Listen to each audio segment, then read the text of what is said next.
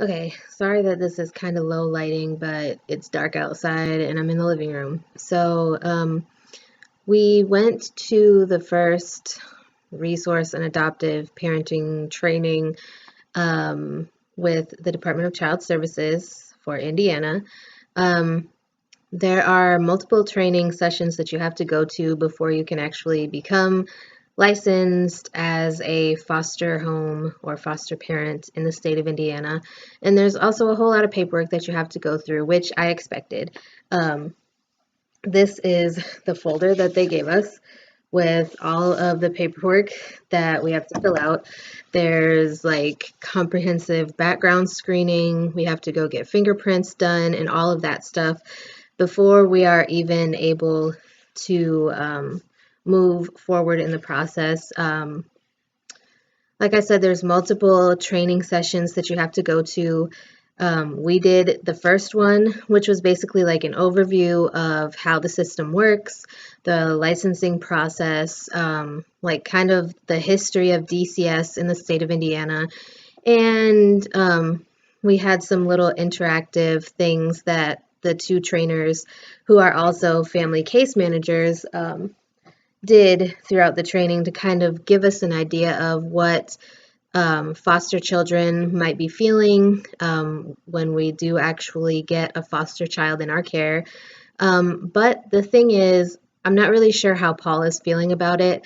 Um, I am 100% for moving forward with the process, but talking to him, he kind of seemed a little bit hesitant. I'm not sure exactly what's going on there. So I don't know if we will actually be moving forward past this initial training step. Um, it's going to make me really sad. I'll just say that much because obviously losing the baby this summer really, really hurt me. Um, and I feel like at least being able to care for children who are in the foster system would give me a way to kind of deal with my grief and deal with the loss of our baby. But it's difficult because obviously I can't do this alone. And being as, he is a big part of this whole process and he's a big part of my life currently. I need his support and I need him to be on board in order to move forward. Like I said, the next step, I've actually talked to our family case manager about like the next steps. She's called me since we went to the initial training session. Um, she said the next step is basically to go get our fingerprints done and um, do the second training session, which the second training session is online. So it's not like we have to actually go into the DCS building to do it. Like the first one was actually at the DCS building. The second training session is an online training session, and then you just have to print out the certificates. Um, like I'll show you here. Um, see if I can kind of block this out. Um, we'll just say that's what they gave us when we went to the first training session. And when we completed it, they gave us a certificate. You get a certificate for every class that you complete, and it goes in your file because they obviously keep a file on all of the foster parents and foster homes that are licensed with the state. I am really hoping to be able to get Paul on board because, like I said, I feel like this would be a great way for me to deal with the grief that I've been feeling.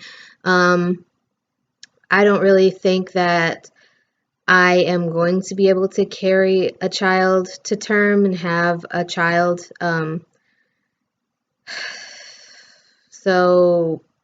feel like foster parenting or adoption is really my only option to have a child in the future. And I don't know. I'm just at a loss because if he says that he's not okay with us becoming foster parents and he's not okay with moving forward in the process, I don't know what to do. because, like I said, I'm all for it, but I obviously have to have his support in the situation um, in order to move forward. But I just wanted to give you guys an update. It was a really great class. Like I said, they did have us interact with each other. There were different points where they had Paul and I stand up as if we were two children who were found wandering outside on the road by ourselves. And then they had different people who were our parents. They had people in the class who were teachers, therapists, foster parents, grandparents, relatives, um, things like that, to kind of give you an idea of how many people are actually involved in the whole process. Um, and we talked about different timelines, different age groups of children that we might have in our care, all kinds of different things. It was really informative, and you know, there were a couple of things that we talked about in the class that were very disturbing, such as sexual abuse and things like that, and just abuse in general. But obviously, that when a child is taken away from their birth parents, there's obviously a major, major issue there, and that's why they aren't able to remain with their birth parents in the first place. So, it's just something that you would have to get used to, or that I would have to get used to if I was to become a foster parent. But like I said, right now, I don't know if we are going to move forward in the process just because Paul doesn't seem like he wants to.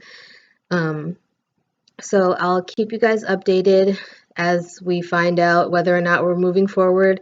And yeah, talk to you guys again soon.